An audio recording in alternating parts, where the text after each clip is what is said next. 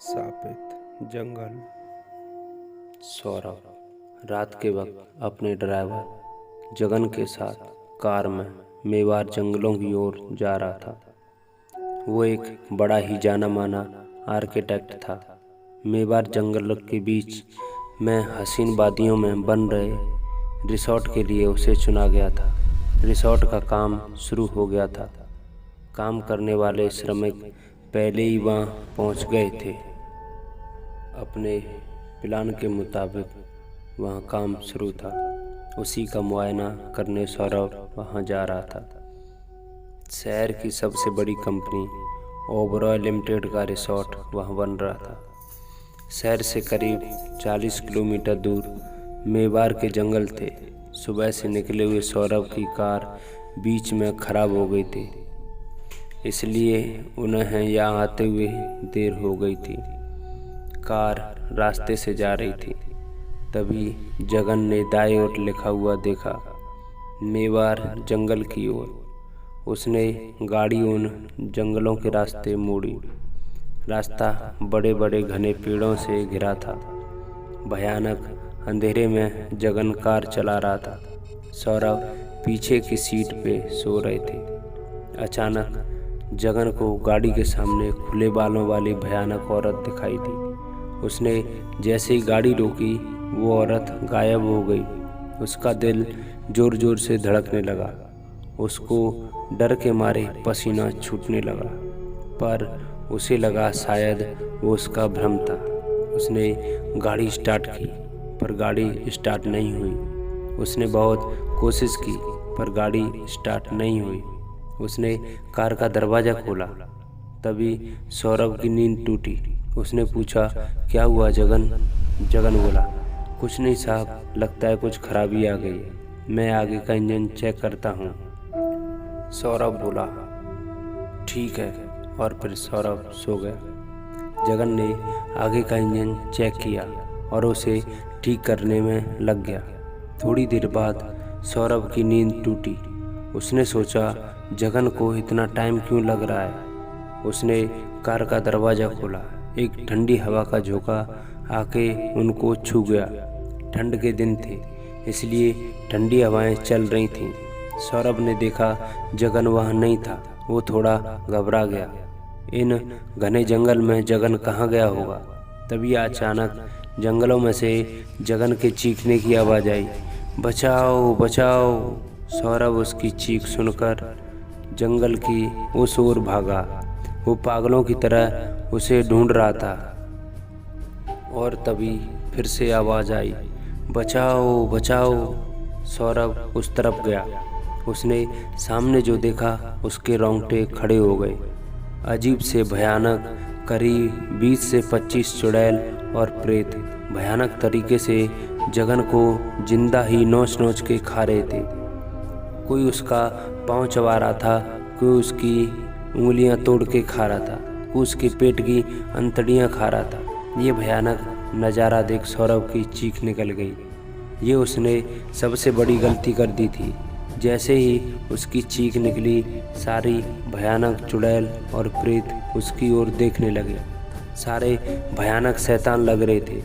काली आंखें, जली हुई चमड़ी, भयानक नाखून, लंबे काले दांत, जानवरों जैसी भयानक आवाज़ें। किसी का पैर कटा हुआ था, तो किसी की एक आंख फटी हुई थी, किसी का हाथ कटा हुआ था। सारे भयानक शैतान सबने अजीब तरीके से सौरभ को घेरा और फिर उसके पीछे भागने लगे।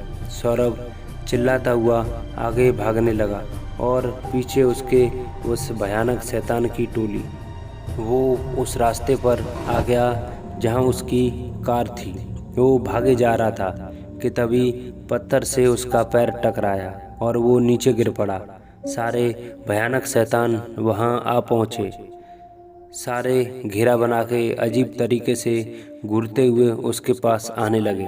तभी अचानक से सारे शैतान सौरभ से दूर जाकर नीचे ज़मीन पर बैठ गए, जैसे वो किसी चीज़ के आने से डर गए हों। तभी सौरभ ने सामने देखा। सामने का नज़ारा देख उसका दिल दहक उठा। सामने उसके 2 गुना बड़ा एक शैतान खड़ा था, लाल घूरती हुई भयानक आंखें और उसके सारे शरीर से निकलते हुए भयानक रेंगते हुए काले भयानक कीड़े। वो सौरभ के पास आया, उसकी आंखों में देखते हुए बोला, ये मेरा जंगल है, यहाँ आने की तुम्हारी हिम्मत कैसे हुई? जो भी यहाँ आया है सबको मार दूंगा। फिर उस शैतान ने सौरभ का सर पकड़ा और अपना भयानक मुंह खोल के भयानक कीड़े सौरभ के मुंह में छोड़ दिए। धीरे धीरे वो सारे कीड़े सौरभ को अंदर से नोच नोच के खाने लगे। सौरभ खूब चिल्लाया, पर वहाँ उन शैतानों के सिवा और कोई भी नहीं था। कीड़ों ने उसका सारा बदन नोच खाया और फिर वापस उस शैतान के मुंह में चले गए। सौरभ भी मर चुका था, सिर्फ उसका सर और हड्डियां ही बची थीं। वो भयानक रात गुजर गई थी।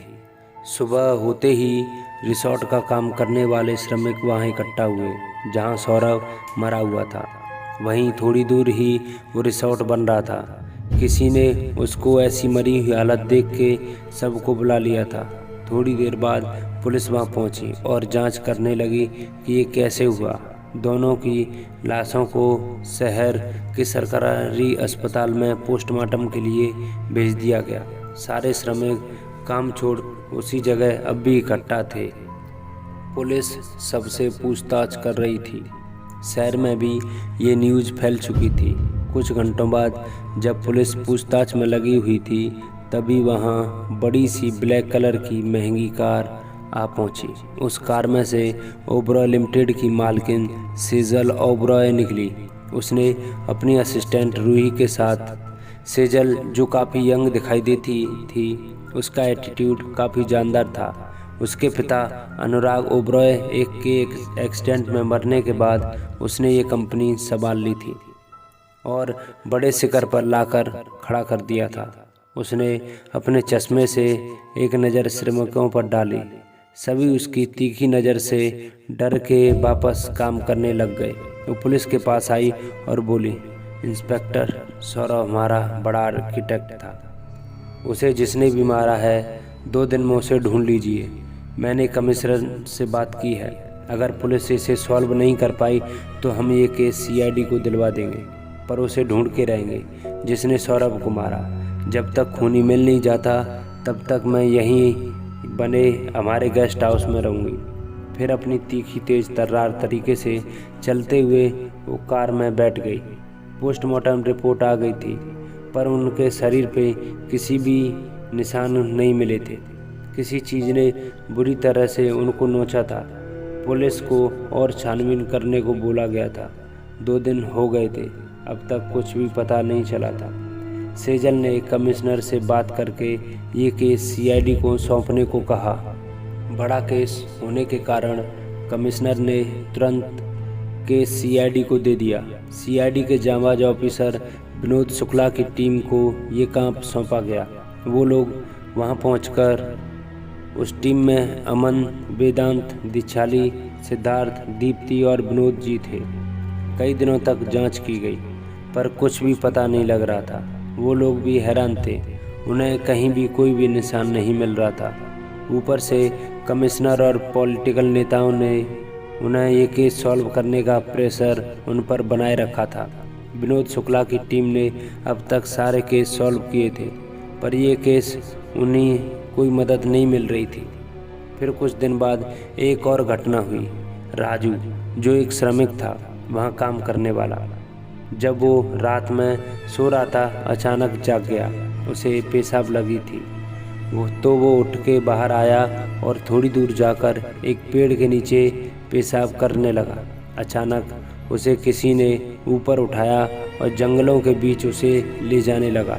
थोड़ी दूर जाकर उसे पेड़ से उल्टा लटका दिया गया।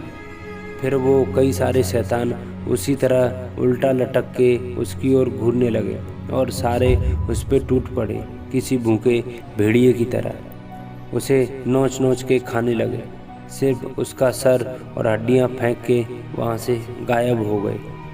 CID वालों ने फिर से जांच की। सारे श्रमिक डरे हुए थे। ये क्या हो रहा है? सेजल फिर से वहाँ आ गई थी। उसने विनोद से कहा, ये क्या हो रहा है? कोई मेरे वर्कर्स को मार रहा है और आप लोग कुछ भी नहीं कर रहे। आप जल्द से जल्द उस खूनी को खोजिए, वरना आपकी सबकी नौकरी खतरे में होगी। उसने अपनी असिस्टेंट से कहा, उस श्रमिक के घर पैसे भिजवा देना, और फिर गुस्सा होकर वहाँ से चली गई। विनोद ने कहा, हमने इतने केस सॉल्व किए हैं, पर कातिल इस जगह होके भी हम उसे पकड़ नहीं पा रहे हैं। अमन ने कहा, हाँ सर, बड़ा ही शातिर खूनी लगता है। देखो तो सही कैसे बुरी तरीके से उसको मांस तक निकाल लिया है। दीप्ति ने पूछा, सर अब आगे क्या करना है? पहले तो यहाँ की सुरक्षा बढ़ा दो। कुछ पुलिस वालों को उन श्रमिकों के घर के बाहर पहरा लगाने को बोलो। शायद कोई उन श्रमिकों में से भी खूनी हो सकता है। सबकी अच्छे से पूछताछ करो। वेदांत बोला, आखिर इतने भयानक तरीके से क्यों वो लोगों को मार रहा है, या फिर कोई उसके साथ भी है? ये काम किसी एक का नहीं लगता। विनोद सर बोले, अब एक ही रास्ता है, उसे फिर से बुलाओ। दीक्षाली ने पूछा, कौन सर? विनोद सर बोले, रुद्र को। सभी चौंक गए। रुद्र एक बड़ा ही चतुर CID ऑफिसर था, पर उसके साथ हुई घटना के कारण उसने सारा काम छोड़ दिया था। विनोद सर बोले, अमन, उसे कहीं से भी ढूंढ निकालो, वही इस मुसीबत का तोड़ निकालेगा। अमन ने कहा, ठीक है सर, मैं उसे ढूंढने में लग जाता हूँ। रात के 11 बज रहे थे। शहर के स्काई क्लब में रुद्र अपनी 2 बियर की बोतलें पी चुका था। क्लब की हल्की सी लाल रोशनी में सबसे पीछे वाली सीट पर बैठा वो अकेला ही पी रहा था। देखने में गोरा रंग, बात जैसी आंखें, हल्की सी दाढ़ी बड़ी हुई थी। उसने जैसे ही बियर की तीसरी बोतल खोली, वैसे ही उसे एक आवाज़ आई, मुझे लगा ही था तुम किसी क्लब में पड़े होंगे। रुद्र ने नज़र उस तरफ घुमाई। सामने उसे अमन दिखाई दिया। अमन फिर बोला, सर ने तुम्हें बुलाया है। रुद्र हल्की सी तीखी हंसी में अमन को देख बोला, जनाब, आप गलत आदमी से मिलने आए हैं, जाइए यहाँ से। अमन ने कहा, देखो रुद्र, हमें तुम्हारी बहुत ज़रूरत है, इसलिए सर ने तुम्हें बुलाया है। रुद्र ने कहा, मैंने कई साल पहले ही ये काम करना छोड़ दिया है। अब मैं वो रुद्र नहीं रहा जो पहले था। अमन ने गुस्से से उसकी आंखों में देखते हुए कहा, मुझे पता है तुम अब भी उस घटना के लिए खुद को जिम्मेदार मानते हो, पर तुम उसी बात का हरदम दुख नहीं मनाओगे। इससे अच्छा हमारे साथ उन मासूमों को बचाओ जिन्हें कोई मार रहा है। रुद्र ने उसकी आंखों में झांक के कहा, मुझे किसी से कोई मतलब नहीं रहा, अब बेहतर होगा तुम यहाँ से चले जाओ। अमन ने कहा, ठीक है, तुम्हारी मर्जी। हमारी गहरी दोस्ती को ही भूल गए तुम। तुम्हारी अंजलि की कही हुई एक बात भी तुम शायद भूल गए। उसने कहा था तुमसे हमेशा लोगों की मदद करना, चाहे कुछ भी हो जाए, अपना फर्ज हमेशा निभाना, मैं रहूं या ना रहूं। ये लो चिट्ठी, उसमें तुम्हें कहाँ आना है उसका पता है, और मेरा नंबर भी। अगर अपना फर्ज निभाना चाहते हो तो तुम जरूर आओगे। अमन गुस्से में वहाँ से चला गया। रुद्र अपनी गहरी हुई सोच में खो गया। अंजलि एक डॉक्टर थी। जब रुद्र गैंगस्टरों के साथ हुई गोलीबारी में घायल हुआ था, तब वो अंजलि के ही अस्पताल में भर्ती हुआ था। धीरे धीरे उसी दौरान अंजलि का मीठा अपनापन उसे पसंद आने लगा था। वो दोनों दिन भर कई सारी बातें करते। इलाज हो जाने के बाद भी वो अंजलि से किसी न किसी बहाने मिलने जाता। फिर एक दिन उसने अंजलि के सामने अपने प्यार का इजहार किया। अंजलि, मैं तुमसे बहुत प्यार करता हूँ, क्या तुम मुझसे शादी करोगी? अंजलि ने अपने सर पे हाथ रख के कहा, अरे पागल, मैं तो कब से इस पल का इंतज़ार कर रही थी कि कब तुम मुझसे ये बात कहो। मैं भी तुमसे बहुत प्यार करती हूँ। हाँ, मैं तुमसे शादी करूँगी। फिर उसने कस के अंजलि को गले लगा लिया। रुद्र को अपने कामों से दूसरे शहर ज़्यादा जाना पड़ता था, इसलिए वो अंजलि को ज़्यादा वक्त नहीं दे पाता था। पर अंजलि को कभी भी कोई भी शिकायत नहीं हुई। वो तो रुद्र को प्रोत्साहित करती थी कि तुम अपना फर्ज पूरी ईमानदारी से निभाया करो और लोगों की मदद किया करो। बुरे लोगों से मैं चाहे रहूं या ना रहूं, पर तुम अपना फर्ज मत भूलना। रुद्र ऐसी बात सुन के कहता था, तुम्हें कभी कुछ होने नहीं दूंगा, मैं हमेशा तुम साथ रहेंगे। पर एक दिन हुआ ऐसा कि शहर में एक बड़े गैंगस्टर की रुद्र के साथ दुश्मनी थी। उसने अपने शूटर्स को रुद्र को मारने के लिए उसके घर भेजा। उस वक्त रुद्र एक केस के सिलसिले में बाहर गया था, क्योंकि घर पे आज अंजलि और रुद्र साथ में डिनर करने वाले थे। इसलिए अंजलि की रुद्र की राह देख रही थी। उसने रुद्र को कॉल किया। कहाँ हो जनाब, हम आपका इंतज़ार कर कर के थक गए। रुद्र ने कहा, मैडम बस आ रहा हूँ, ज़रा इंतज़ार और कर लीजिए। अंजलि ने कहा, हाँ जैसे मेरे लिए तो आप चांद तारे तोड़ के लाने वाले हो। रुद्र ने कहा, तुम ही मेरा चांद हो सोनिए, बस थोड़ा और इंतज़ार कर लो, फिर हम आपके सामने होंगे। तभी अचानक से काले मास्क पहने हुए शूटर्स वहाँ धमके। अंजलि ने जैसे उन्हें रोकने की कोशिश की, सबने उस पर गोलियां चला दी। गोलियों की आवाज़ें सुन रुद्र दहक उठा। अंजलि क्या हुआ? रुद्र घर पर नहीं है पाकर वहाँ से शूटर्स भाग गए और अंजलि ने जख्मी हालत में फ़ोन उठाया और रुद्र रुद्र कहते हुए तड़प तड़प कर मर गई। जैसे ही रुद्र घर पहुँचा, अंजलि को मरा हुआ देख पूरी तरह बेबाक हो गया। उसका प्यार अब इस दुनिया में नहीं था। वो उसे पकड़ के रोने लगा। कुछ दिन बाद रुद्र ने सारे शूटर्स को ढूंढ ढूंढ के मार दिया और उस बड़े गैंगस्टर को भी गोलियों से भून डाला। पर फिर भी वो खुद को अंजलि की मौत का दोषी मानता था। तब से उसने अपना काम छोड़ दिया। आज अमन ने आके उसको अंजलि ने जो कहा था वो बातें याद दिलाई। इस तरफ कुछ पुलिस वाले रात में पहरा दे रहे थे। दो दो के गुट में सारे अपनी अपनी तय की हुई जगह पे उन श्रमिकों के घर के बाहर पहरा दे रहे थे। सभी के पास वॉकी टॉकी थी ताकि उन्हें दिखाई दे या किसी पर शक हो तो तुरंत सबको बुला सके। उसी में दो पुलिस वाले राजन और किशन जो साथ में थे, तभी अचानक उनको थोड़ी दूर पर कोई इंसान भागते हुए जंगल में घुस गया।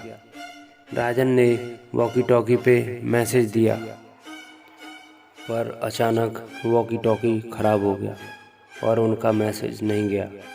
दोनों ने सोचा बाकी पुलिस वालों को बुलाने जाएंगे तब तक देर हो जाएगी, ज़्यादा दूर चला ना जाए। इसलिए वो दोनों उसके पीछे भागने लगे। किशन भागते हुए राजन से आगे निकल गया। राजन घनी झाड़ियों से होकर उसे खोजने लगा। उसने आवाज़ लगाई, किशन किशन। फिर जैसे ही उसने आगे की झाड़ियों को उठाया, उसके रोंगटे खड़े हो गए। सामने एक चुड़ैल थी जिसके हाथ में किशन का कटा हुआ सर था। उस चुड़ैल की एक आंख से खून बह रहा था और दूसरी से वो राजन को घूरे जा रही थी। उसी के पीछे किशन का बाकी सर पड़ा हुआ था। शरीर बाकी चुड़ैल और प्रेत नोच नोच के खा रहे थे। राजन के डर के मारे सहम गया। वो वहाँ से भागा। वो बस भागते ही जा रहा था और जंगल में अंदर भागते भागते वो थक गया और एक पेड़ के नीचे बैठ गया। उसे समझ नहीं आ रहा था कि वो लोग क्या थे। वो डर से कांप रहा था। तभी उसने महसूस किया कि उसकी पीठ के पीछे कुछ हलचल हो रही है। उसने अपनी कमीज उतारी और पीछे हाथ घुमाया। उसकी पीठ पे 3-4 रेंगने वाले कीड़े पड़े थे जो उसकी पीठ को पीछे से नोच रहे थे। उसने उन्हें निकाल के फेंक दिया और अपने जूतों से मसल दिया। तभी पेड़ के ऊपर से मानो कीड़ों की बरसात होने लगी।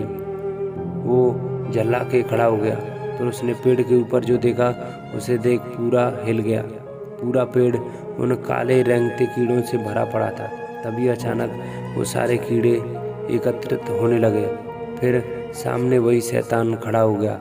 उसने राजन को पकड़ा और अपने भयानक नाखूनों से उसका पेट फाड़ डाला। फिर उसी पेट में असंख्य कीड़े छोड़ दिए। राजन पागलों की तरह तड़पने लगा, चीखने लगा। फिर उस शैतान ने अपनी शैतानी आवाज़ में कहा, ये मेरा जंगल है, यहाँ मेरा राज चलता है। जो भी यहाँ आएगा मैं सबको मार दूंगा। फिर धीरे धीरे राजन भी उन कीड़ों का शिकार हो गया। सुबह होते ही ये समाचार आग की तरह फैल गया कि 2 पुलिस वालों को भी उसी तरह मौत हो गई। सारे लोग काफ़ी डर गए। विनोद और उनकी टीम भी वहाँ आ गई थी। उन्हें कुछ भी समझ नहीं आ रहा था, इतनी सुरक्षा होते हुए भी ये पुलिस वाले कैसे मर गए। उन्होंने शक जताया, शायद कोई बड़ी टोली है जो सबको बुरी तरह मार रही है। ज़्यादा पुलिस वाले बुलाओ, उनको पकड़ना ही होगा। सारे श्रमिकों ने काम करने से मना कर दिया। डर के मारे उन्होंने कह दिया, अब कोई काम नहीं होगा। तभी सेजल वहां पहुंची। उसने श्रमिकों के कॉन्ट्रैक्टर को बुलाया और उससे कहा, हम सबको 2 गुना पैसा देंगे, पर काम रुकना नहीं चाहिए। ये रिसोर्ट बने ये मेरे पापा का आखिरी सपना था, इसलिए जितना भी पैसा मांगे दे दो, सबको रोक लो। उनकी सुरक्षा के लिए मैं सिक्योरिटी इंतजाम करती हूँ। फिर वो विनोद के पास आई। देख लिया आपने, क्या कर रहे हैं आप लोग? यहाँ मौत पे मौत हो रही है और आपसे कुछ भी नहीं हो पा रहा। कौन कर रहा है ये सब? मुझे लगता है किसी की चाल है ताकि ये रिसोर्ट ना बन सके। आपके पास अब लास्ट चांस है, वरना यह केस मैं ऊपर CBI को दे दूंगी। आखिरी मौका है, जल्द पकड़िए उसे, उन खूनी दरिंदों को। फिर वो वहाँ से चली गई। अमन वहाँ आ चुका था। उसको अकेला देख विनोद ने पूछा, रुद्र कहाँ है? अमन ने कहा, सर उसने आने से मना कर दिया। विनोद ने कहा, अमन वो हमारे लिए बड़ा ज़रूरी है। तुम्हें पता है ना उसका दिमाग कितना शातिर है, वो कहीं से भी सबूत ढूंढ लेता है। अमन ने कहा, हाँ सर, पर वो उस घटना से उबर ही नहीं पाया। मैंने उससे कहा शायद वो आ जाए। इस रुद्र अपने अंजलि की तस्वीरें देखते हुए खड़ा था। फिर उसने ड्रॉअर में से अपना काला चश्मा और गन निकाली। उसने अमन को कॉल किया, अमन मैं आ रहा हूँ। शाम हो गई थी। सभी CID ऑफिसर्स रुद्र की राह देख रहे थे। तभी सामने पीले कलर की कार आते हुए उन्हें दिखी। कार पास आई, उसमें से काले कलर की जैकेट पहने रुद्र उतरा। उसने आसपास के माहौल को देखा। तभी विनोद सर आगे आकर बोले, वेलकम रुद्र, आज इतने सालों बाद तुम्हें फिर से देख के खुशी हुई। हमें तुम्हारे साथ की बड़ी ज़रूरत थी। रुद्र ने कहा, ये आखिरी काम मैं आपके लिए करूँगा, बाद में मुझे आप भूल जाएंगे तो बेहतर है। अमन ने आगे आके कहा, चलो रुद्र तुम थक गए होंगे, आराम करने के लिए टेंट में चलो मेरे साथ। तभी रुद्र और अमन वहाँ से चले गए। दीप्ति ने विनोद सर से कहा, सर इसने तो ठीक से बात भी नहीं की। विनोद ने कहा, दीप्ति उस घटना के बाद वो और ज़्यादा दुनिया से नफरत करने लगा है, पर मुझे पता है वो सिर्फ अपने प्यार से किए वादे से यहाँ आया है। तुम भूलो मत उसका दिमाग कितना शातिर है। वो अब भी कहीं से जल्द इस केस को सॉल्व करेगा ताकि वापस सबसे दूर जा सके। तभी वेदांत ने कहा, चलिए सब लोग, रात होने वाली है, हमारे टेंट में चलते हैं। फिर सभी वहाँ जब तक केस सॉल्व नहीं होता तब तक कुछ वक्त के लिए बनाए हुए टेंट में चले गए। आधी रात का वक्त था, सभी लोग सो रहे थे। बाहर और ज़्यादा पुलिस वाले थे और सेजल ने मंगवाए हुए सिक्योरिटी के लोग पहरा दे रहे थे ताकि अब कोई अनहोनी ना हो। 2 शख्स थे जो अभी तक सोए नहीं थे, वेदांत और सिद्धार्थ। वो बार बार सोच रहे थे कि सर ने हम पे भरोसा न जताते हुए उस रुद्र को क्यों बुलाया, पर हम दोनों भी कम नहीं हैं, ये सर को दिखा देंगे उन खूनियों को पकड़कर। उन दोनों ने टॉर्च उठाई और चुपके से सारे पुलिस वालों और सिक्योरिटी से बच के जंगल में घुस गए। वेदांत ने कहा, सिद्धार्थ ध्यान से तलाश करना। दोनों जंगल में अंदर घुसते चले गए। तभी वेदांत ने सामने एक बड़े पेड़ से कुछ लटका हुआ देखा। उसने देखा, देखो सिद्धार्थ, वहाँ कुछ लटक रहा है, चलो पास चल के देखते हैं। वो जैसे ही पास पहुँचे दोनों दंग रह गए। उस पेड़ पे कई सारे लोग उल्टे लटके हुए थे, जैसे किसी ने उन्हें मार के लटका दिया हो, पर उन्हें कहाँ पता था वो सब वही चुड़ैल और प्रेत थे। तभी अचानक सभी लटके हुए लोग नीचे कूद पड़े। उन्हें देख वेदांत और सिद्धार्थ के रोंगटे खड़े हो गए। सभी शैतान उन्हें बड़े गुस्से से घूरने लगे, अजीब अजीब जानवरों की जैसी आवाज़ें निकालने लगे और फिर सभी शैतान भूखे भेड़िए की तरह उन पर टूट पड़े और बुरी तरह से चीड़ फाड़ के खाने लगे। दोनों की चीखें गूंज उठी और धीरे धीरे उनके प्राण निकल गए। सुबह पता चला कि वेदांत और सिद्धार्थ गायब हैं। सभी उन्हें ढूंढने गए। रुद्र और अमन भी उन्हें घने जंगलों में खोजने लगे। तभी दीक्षापति की चीख सुन सब उस ओर भागे।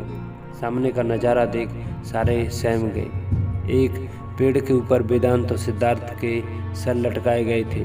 बड़ा ही भयानक नज़ारा था। दीप्ति और दिशाली उन्हें देख रोने लगी। बाकी ऑफिसर्स के भी आंखों में आंसू आ गए।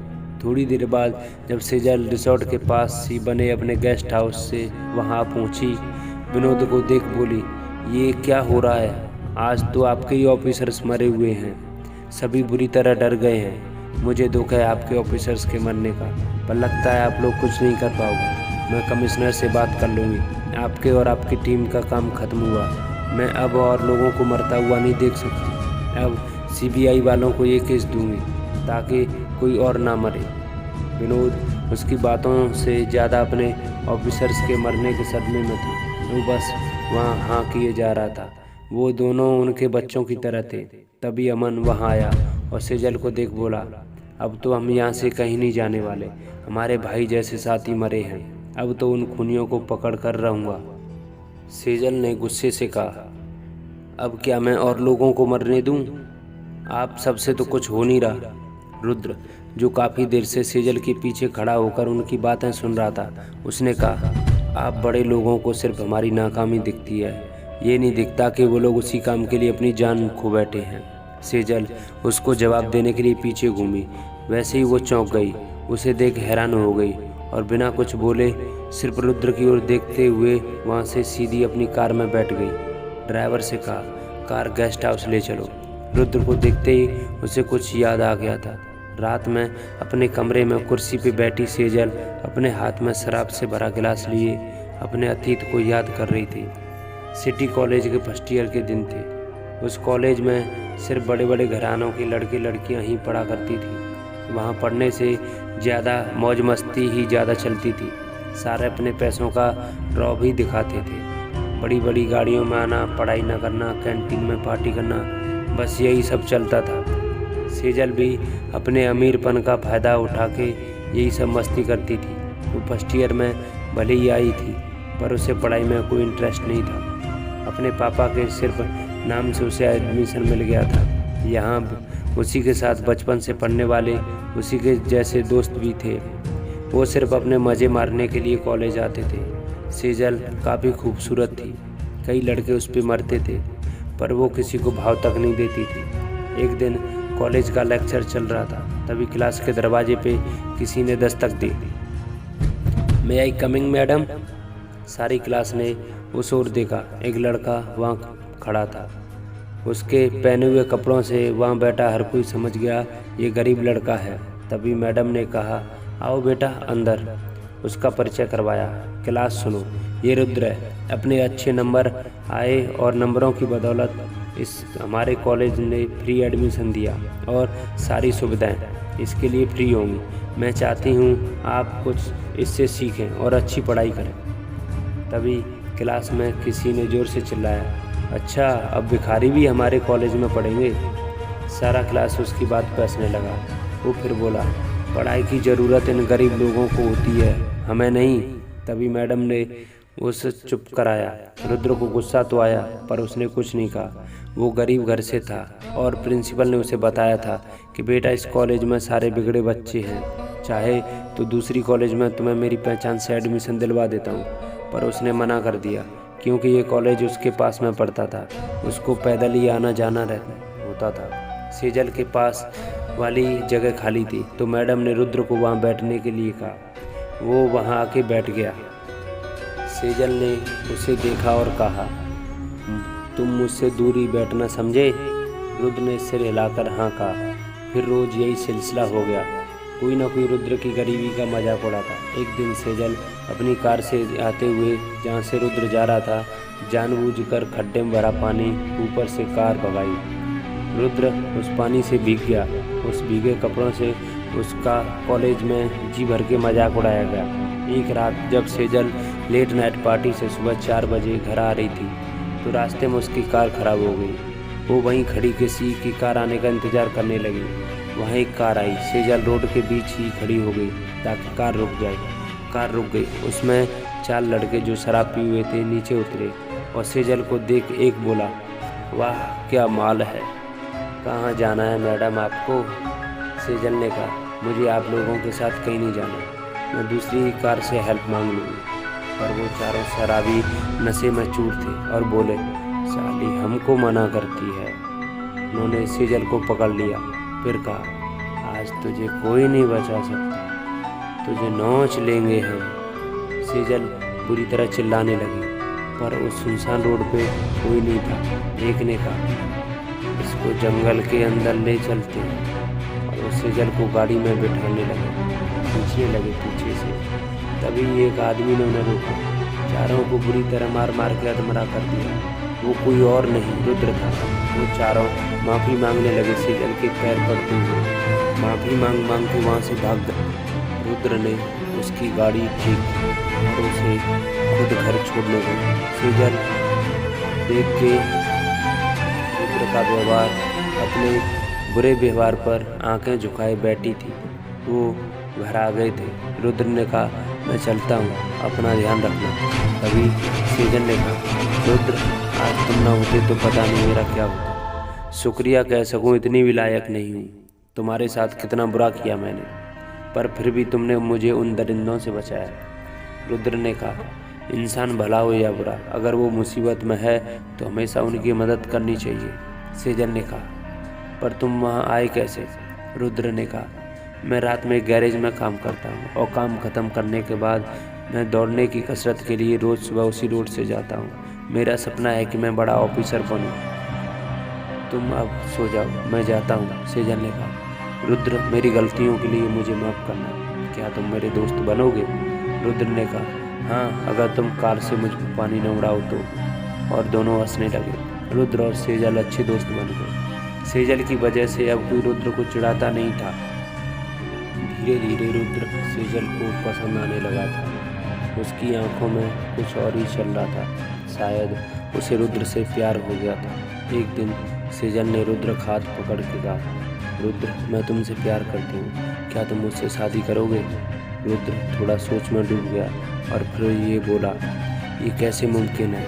तुम बड़े पैसे वाले की लड़की हो और मैं एक गरीब, हमारा प्यार नहीं हो सकता। सेजल ने कहा, रुद्र जब से तुम्हारे साथ हर पल बिता रही हूँ तब से मुझे न पैसे न शोहरत किसी से प्यार रहा। मैं बस तुम्हें चाहती हूँ, तुम्हारे साथ मैं खुश रहूँ। रुद्र ने कहा, सेजल तुम्हें बड़े घर का कोई भी अच्छा लड़का मिलेगा। सेजल ने कहा, कोई भी मिलेगा पर तुम नहीं, सब तुम्हारे जैसे नहीं होते रुद्र। सेजल की आंखों में आंसू थे। रुद्र को भी लगा सेजल उसे बहुत प्यार करती है। उसने सेजल का हाथ पकड़ा और कहा, तुम्हें हमेशा खुश रखूँगा सेजल। फिर सेजल खुशी के मारे नाचने लगी और जोर से रुद्र को गले लगा। और उस काले दिन को याद करते हुए सेजल और उदास हो गई, जिस दिन दोनों एक दूसरे से अलग हो गए थे। उसने हाथ में शराब के गिलास को तोड़ दिया। एक दिन सेजल के घर पे पार्टी रखी गई थी। सेजल ने रुद्र को भी बुलाया था ताकि उसके पापा से मुलाकात करवा सके। रुद्र वहाँ आ गया। शहर के जाने माने हस्तियाँ वहाँ आई हुई थी। गुलाबी कपड़ों में सेजल बड़ी खूबसूरत लग रही थी। रुद्र को देखते ही उसके पास आई और बोली, आ गए जनाब, अरे कुछ तो अच्छा पहन के आते हैं। रुद्र ने कहा, सेजल जिसकी जितनी हैसियत होती है उसे वैसे ही रहना चाहिए, मुझे बड़ापन दिखाना नहीं आता। सेजल ने कहा, हाँ जनाब ठीक है, तुम तो जैसे भी हो मेरे रहोगे प्रिंस। चलो अब पापा से मिलवाते हैं। अनुराग ओबरॉय सेजल के पिता शहर का सबसे बड़ा बिजनेसमैन थे। सेजल वहाँ आई और उसने कहा, पापा ये रुद्र है, मैंने आपको बताया था ना। अनुराग जी ने उसे देखा और कहा, मुझे सेजल ने तुम्हारे बारे में बताया, कैसे हो बेटा? रुद्र ने बड़ी सादगी से कहा, ठीक हूँ अंकल। अनुराग जी ने कहा, बेटा पहले कुछ ड्रिंक्स या कुछ खा लो, हम बाद में बात करते हैं। सेजल तुम इसका ध्यान रखो। सेजल ने कहा, ठीक है पापा। सेजल रुद्र को दूसरी तरफ ले गई। अनुराग जी के दोस्त माधव शर्मा जो बड़े वकील थे, उन्होंने पूछा, अनुराग कौन है ये लड़का? दिखने में गरीब किस्म का लग रहा है। अनुराग ने कहा, हाँ ये गरीब ही है और मेरी बेटी इससे प्यार करती है। माधव ने कहा, अनुराग पर तुम तो तुम्हारी बेटी की शादी शहर के दूसरे बड़े बिजनेसमैन दिनाकर चतुर्वेदी के बेटे के साथ करवाने वाले थे, फिर ये क्या है? अनुराग ने हंसते हुए कहा, तुम्हें क्या लगता है मैं इस भिखारी से अपनी बेटी की शादी करूँगा? कभी नहीं। आज पार्टी ख़त्म होने के बाद मैं उसे ढेर सारा पैसा दे के मेरी बेटी की ज़िंदगी से रवाना कर दूँगा। रात को सारे मेहमान जा चुके थे। रुद्र भी अनुराग जी के पास आया और कहा, अंकल मैं चलता हूँ। तभी अनुराग जी ने उन्हें रोका और कहा, रुको बेटा, तुमसे एक ज़रूरी बात करनी है। सेजल तुम यहीं रुको, रुद्र तुम चलो मेरे साथ। फिर दोनों बंगले के बाहर आ गए। अनुराग जी ने रुद्र से कहा, ये बंगला देखो, उसके पीछे पड़ी ज़मीन देखो और मेरी पार्किंग में पड़ी गाड़ियों पर नज़र डालो। बेटा तुम सारी ज़िंदगी भी दिन रात कर लो, फिर भी इतनी दौलत नहीं कमा सकते जो इस दौलत की बराबरी करने लायक हो। उस पे सेजल की शादी करने वाला हूँ। रुद्र उनकी बात समझ गया। उन्होंने फिर कहा, देखो मैं तुम्हें 1 करोड़ रुपए देता हूँ, मेरी बेटी की ज़िंदगी से दूर चले जाओ। रुद्र ने कहा, मुझे आपके पैसे नहीं चाहिए, मैं सेजल को किसी भी तरह खुश रखूँगा, मुझे आपके किसी भी दौलत की ज़रूरत नहीं है। अनुराग जी ने गुस्से से कहा, तुम गरीब लोग होते ही ऐसे हो, अरे तुम्हारे माँ बाप भी ऐसे ही गंदी नाली के कीड़े रहे होंगे।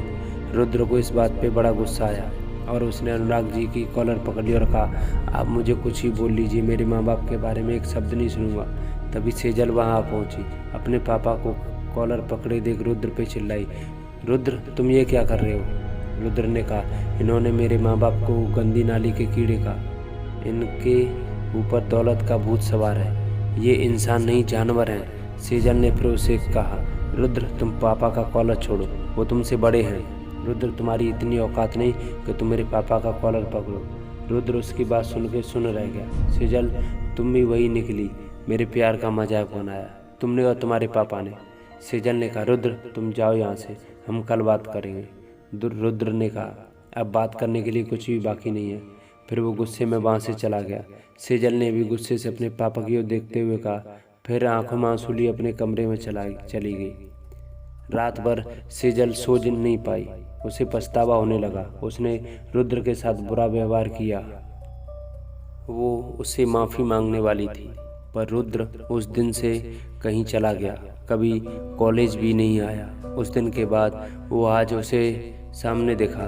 बहुत कुछ कहना था उसे रुद्र से, पर आज वो उसे नजरें नहीं मिला सकी। उसके दिल में भी रुद्र के लिए गुस्सा था। मुझे मिलने भी क्यों नहीं आया? क्या इतना नाराज़ था मुझसे? एक बार बात तो कर सकता था, कल उसे सारे जवाब देने होंगे। इस तरफ रुद्र को भी वो अतीत याद आ गया। उसे भी नींद नहीं आ रही थी। फिर उसने अपनी सोच बदल के अपने केस के बारे में सोचने लगा। उसे लगा सारी मौतें रात के वक्त ही हुई हैं। उसे अगर कुछ सबूत चाहिए तो उसे जंगल में जाना होगा। उसने अपनी गन उठाई और अमन को बिना जगाए वहाँ से चुपके से जंगल की ओर चलाया जहाँ मौतें हुई थी। उसने छानबीन करने का सोचा। धीरे धीरे उस भयानक जंगल में वो आगे बढ़ रहा था, इसी सोच में कि कोई सबूत उसे मिल जाए। वो काफ़ी निडर था, इसलिए वो अकेले ही इस भयानक जंगल में निकल पड़ा था। वो जंगल में और अंदर गया और तभी उसके पीछे कोई आ रहा है।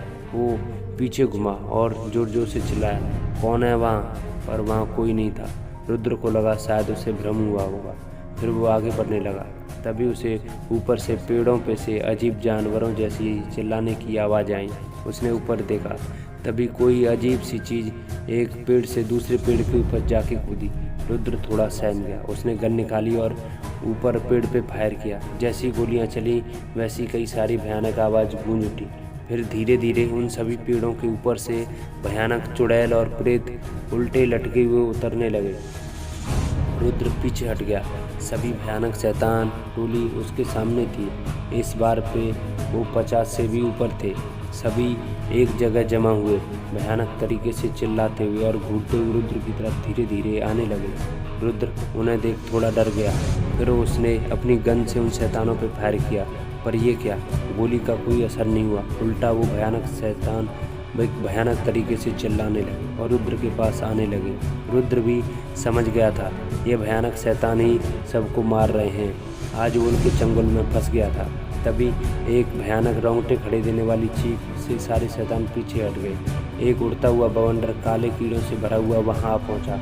रुद्र भी उसे देख सहम गया। फिर सामने वही शैतान जिसके शरीर के हर हिस्से में कीड़े निकल रहे थे। उसका भयानक चेहरा रुद्र को घूरे हुए उसके पास आ रहा था। फिर बड़ा बढ़ाया, ये मेरा जंगल है, यहाँ सिर्फ हम रह सकते हैं, आज तुम भी मरोगे। हा। रुद्र डरा हुआ तो था ही, पर उसे इस मुसीबत से बचना था। वो पीछे हटा और अपना पूरा दम लगा के वहाँ से भाग खड़ा हुआ। कीड़े वाले शैतान ने उन सभी चुड़ैलों और प्रेतों को देखा। फिर सभी शैतान उसके पीछे भागने लगे।